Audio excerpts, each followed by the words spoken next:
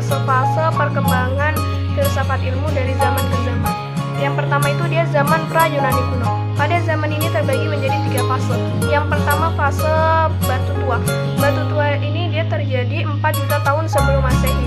Pada zaman ini memiliki ciri khas ditandai dengan adanya alat-alat atau perabotan yang terbuat dari batu dan tulang.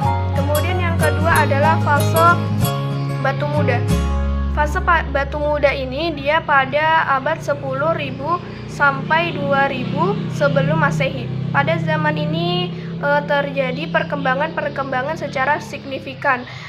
Dia itu perkembangan ada 3. Yang pertama, perkembangannya itu dia perkembangan dalam hal menulis. Dia ditandai dengan simbol-simbol atau gambar-gambar yang ada di dalam gua. Kemudian yang kedua adalah perkembangan membaca. Dia ditandai dengan mengenalnya bunyi dan beberapa suku kata tertentu. Kemudian yang ketiga adalah menghitung. Selain itu, di zaman ini juga terjadi, di fase ini juga terjadi perkembangan di bidang perbintangan, matematika, perdagangan, dan hukum.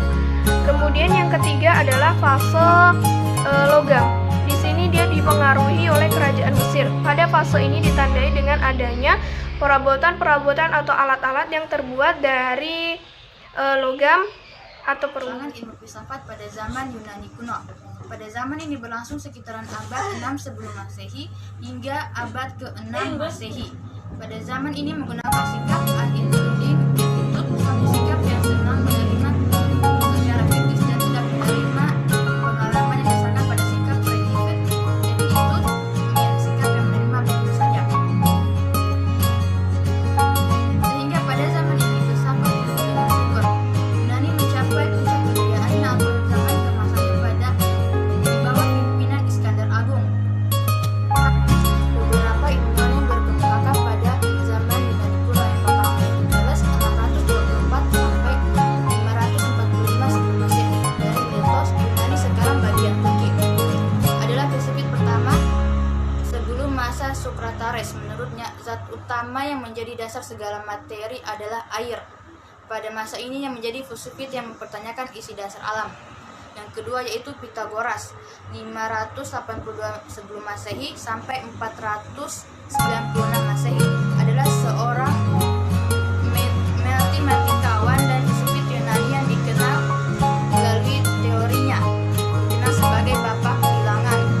Dan salah satu peninggalan Pythagoras yang terkenal adalah teorema Pythagoras. Yang ketiga yaitu Socrates 470 sebelum Masehi sampai 399 sebelum Masehi. Zaman ini berlangsung dari abad ke-12 Masehi sampai 19 zaman peralihan kebangkitan atau lahir kembali, bisa juga disebut dengan rebirth, yaitu dilahirkannya kembali sebagai manusia yang bebas untuk berpikir. Zaman ini juga disebut dengan peralihan dan kebangkitan. Karena kenapa?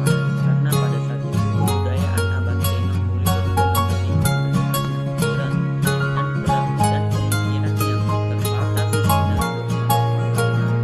Hal ini ditandai dengan adanya perkembangan pada masa itu. Contohnya seperti Nicholas Flamel, dan